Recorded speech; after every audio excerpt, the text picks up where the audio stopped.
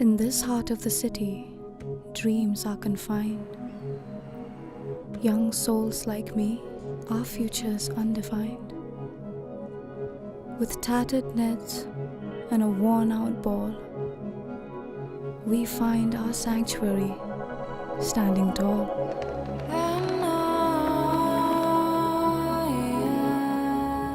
Discarded, worn out, not seen by a soul. Our tangled lives unfurled, salvaged, given a second life by being woven with one goal. Roaming the alleys where stories take flight, we keep hopes high in this city's soft light. Under skyscraper shadows, we leap and play. Within this game's poetry, we find our way. Jump, jump, this game we all adore. As we dream, we struggle, we hurt, and we implore. No fancy coaches, no jerseys, no any gyms, just bare alleyways and graffiti hymns.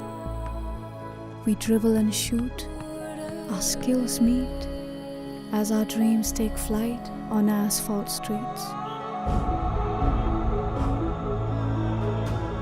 We don't have much, but we've got the game, a love for this ball, our own betrothed flame. In these street courts, our hearts are set free. We remain unfazed in strife, a sight to see.